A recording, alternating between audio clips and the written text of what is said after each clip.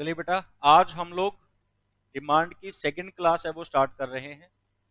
जो हमने first class की थी इसमें मैंने आपको meaning of demand, meaning of quantity demanded, demand stock concept है, फ्लो कंसेप्ट है, ये सारी बातें मैंने बताई थी। जिन बच्चों ने फर्स्ट वीडियो नहीं देखी है पहले वो फर्स्ट वीडियो देख लें, उसके बाद हम लोग अभी आज सेकंड वीडियो को स्टार्ट कर रहे हैं। ठीक है बेटा, देखिएगा। जब हम लोग बात करते हैं डिमांड की, तो डिमांड के बेटा दो कंसेप्ट आते हैं।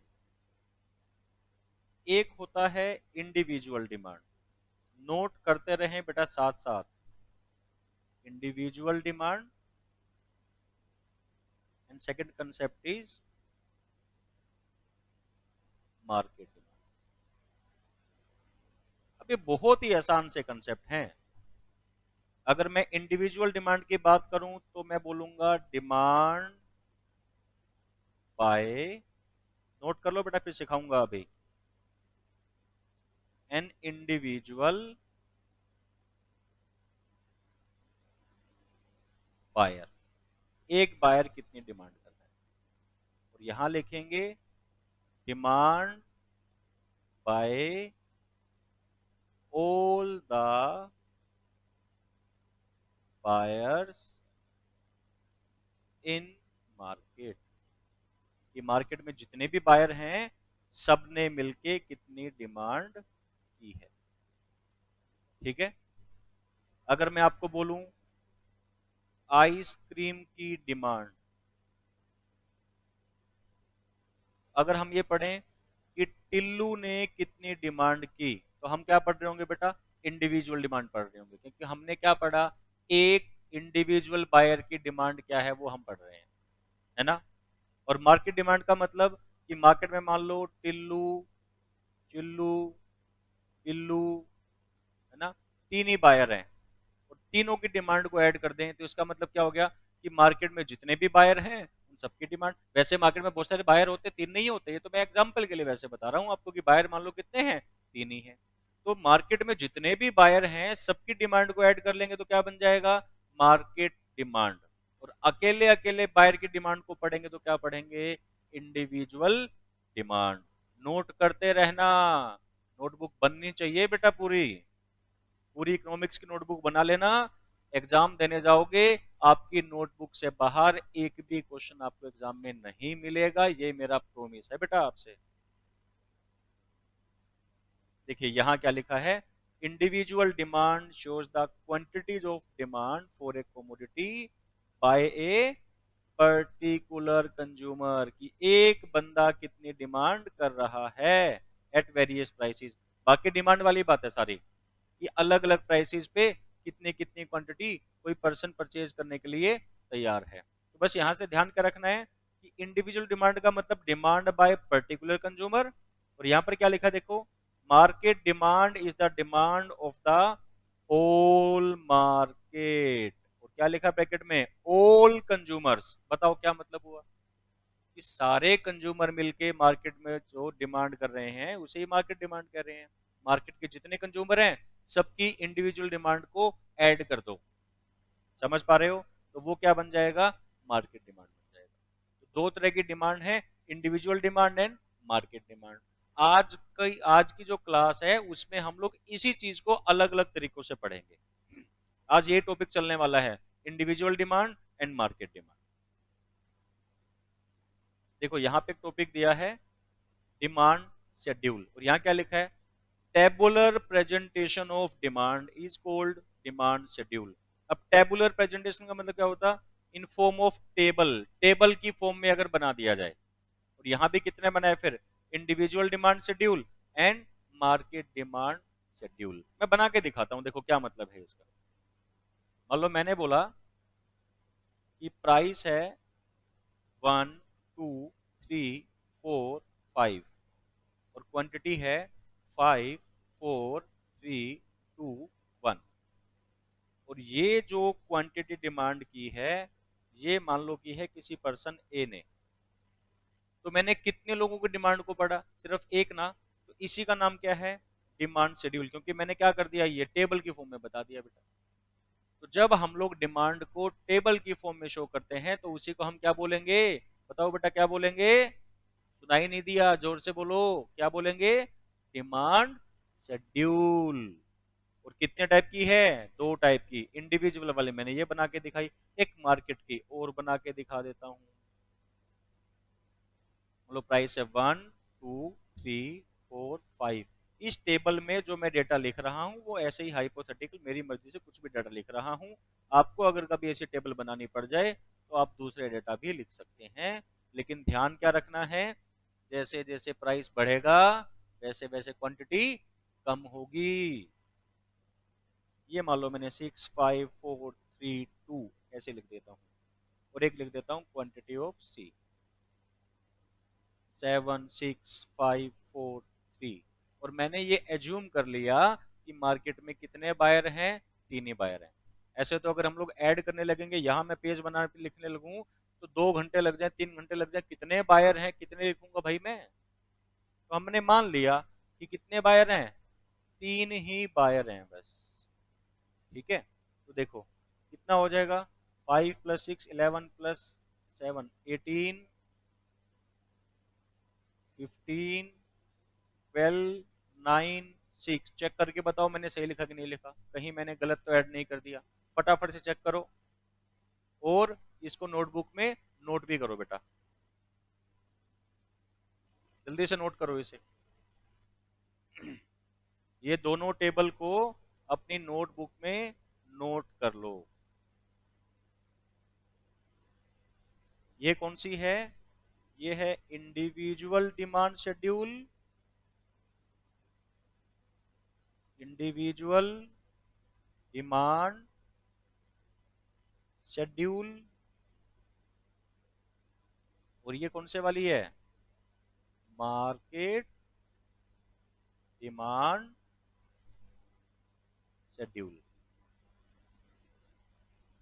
दोनों को नोट कर लो।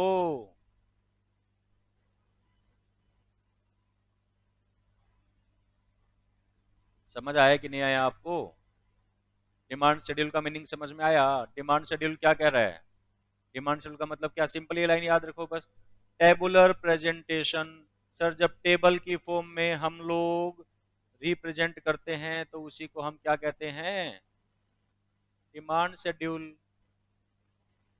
तो कितने तरह का डिमांड शेड्यूल बताया मैंने आपको? दो तरीके का, individual demand schedule, market demand schedule. बताओ दोनों में क्या फर्क है? सर जब इंडिविजुअल डिमांड शेड्यूल होगा तो हम लोग एक ही कंज्यूमर की डिमांड को बना के दिखाते हैं, और जब मार्केट डिमांड शेड्यूल होता है तो हम लोग क्या करके दिखाते हैं? मार्केट में जितने बायर हैं सबकी डिमांड को ऐड करके दिखाते हैं। ये आपने नोट कर लिया था ये वाला? अगर नोट नहीं किया था तो इसको भी नोट कर लो बेटा।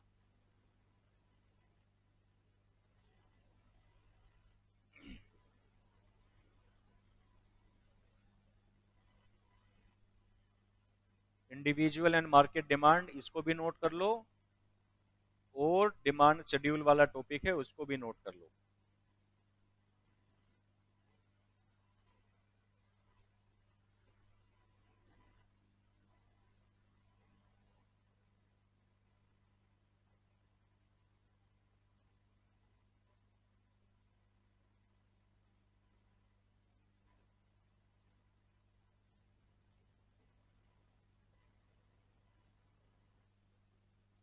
हो गया नोट?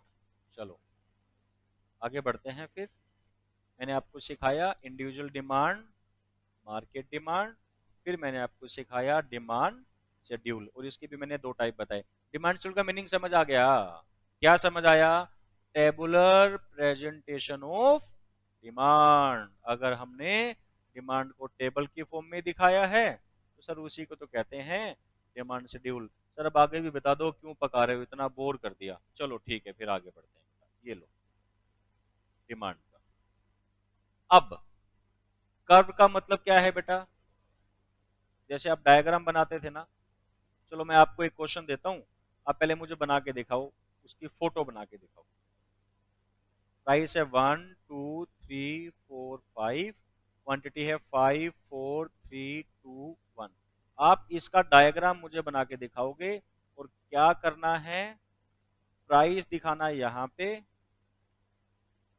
और क्वांटिटी दिखाना है यहाँ पे।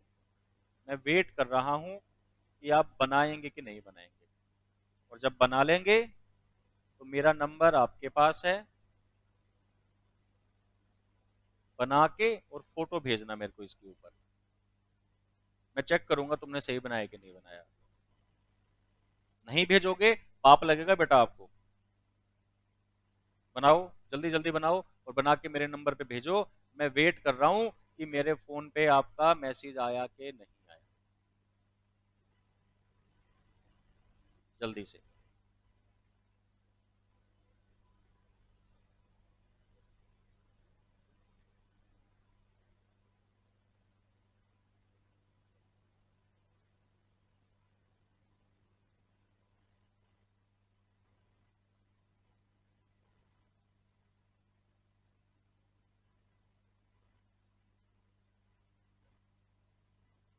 बना दिया।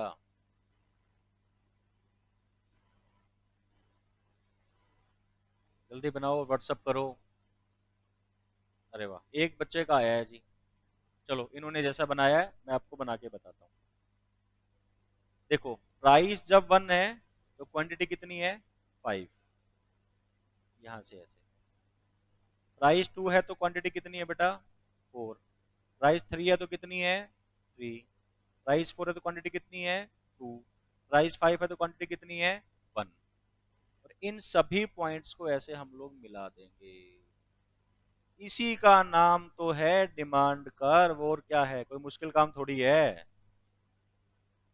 जब आप डिमांड शेड्यूल को ग्राफिकली प्रेजेंट कर देंगे तो उसी को क्या बोलोगे? Demand curve. यही तो लिखा था मैंने, देखो, ग्राफिकल प्रेजेंटेशन, ग्राफ की फॉर्म में दिखाना किसको? डिमांड शेड्यूल को। उसी का नाम क्या है? Demand curve. वेरी सिंपल, बहुत ही आसान।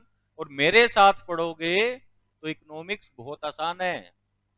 100% मार्क्स ला सकते हो इकोनॉमिक्स में, पूरे के पूरे। और किसी सब्जेक्ट में आए चाहे ना आए, यहां जरूर आ सकते हैं। तो graphical presentation of demand schedule is called demand curve. और आपने ये जो बना के दिखाया इसी का नाम क्या है? डिमांड कर्व है बेटा। और ये भी कितने टाइप के होंगे? 2 टाइप के। कौन कौन से? इंडिविजुअल डिमांड कर्व और मार्केट डिमांड कर्व। अब आपके पास ये वाली 2 टेबल थी ना, ये दोनों टेबल के आप अलग अलग डायग्राम बना सकते हो, लेकिन आपको बनाने की जरूरत नहीं है। आपसे एग्जाम में ऐसे पूछेगा नहीं कि बताइए क्या होगा, कैसे बनेगा, है ना? क्योंकि हमारे पास तो क्वेश्चन कैसे आने वाला है? एमसीक्यू क्वेश्चन आएगा। तो बाकी इंडिविजुअल बनेगा तो ऐसे, मार्केट का होगा तो ऐसे दिखा देंगे, ये ए की डिमांड है, ये बी की डिमांड है, और दोनों को जोड़ देंगे तो ये ए प्लस बी की डिमांड होगी। यानी पहले तो अलग अलग बायर का बना के दिखाएंगे और लास्ट में सबको ऐड करके बना देंगे। लेकिन आपको ये सब करने की जरूरत है नहीं, क्योंकि हमारा क्वेश्चन है एमसीक्यू। तो आपको बस इतना पता होना चाहिए कि 2 टाइप के डिमांड कर्व होते हैं, एक इंडिविजुअल डिमांड कर्व होगा और एक मार्केट डिमांड कर्व होगा। समझ पा रहे हो मेरी बात को? लेकिन आपको इसके बारे में 2-3 बातें पता होनी चाहिए। पहले तो समझ लेना ये कि जब हम लोग डिमांड शेड्यूल को ग्राफ के फॉर्म में दिखाते हैं तो उसे हम क्या बोलते हैं? Demand curve. आपको ये पता होना चाहिए, demand curve slopes downward. Slope का मतलब होता है ढलान। देखो इसका ढलान कैसा है, ये ऐसा है ना, नीचे की ओर गिरता हुआ ऐसे आ रहा है।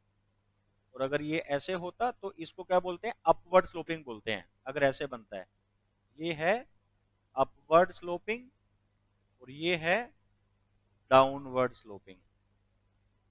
ये है डाउनवर्ड स्लोपिंग। तो ये हमारा डिमांड कर्व है, ये वाला नहीं है। ऐसा तो मैं आपको सप्लाई में सिखाऊंगा। ऐसा बनाना है आपने। ये देखो, ये आपने तो बनाया था अभी ऐसे वाला डिमांड कर्व। ये जो बनाया आपने, ये डिमांड कर्व है ना? तो कैसा होता है? डाउनवर्ड स्लोप होता है। याद रखना बेटा, डिमांड कर्व का स्लोप कैसा होता है? डाउनवर्ड। या कई बार ऐसे भी पूछेगा, टिपिकल डिमांड कर्व का स्लोप कैसा होता है? अब बच्चे वहां पे बेहोश हो जाते हैं, हाहाकार मच जाएगा पेपर के अंदर। सर ये टिपिकल डिमांड कर्व क्या है, ये तो पढ़ाया नहीं था आपने। बेटा टिपिकल डिमांड कर्व का मतलब कुछ नहीं है। Typical demand curve means normal demand curve. तो कैसा होता है? डाउनवर्ड स्लोप होता है ना? या इसी का नाम क्या है बेटा? Negative slope.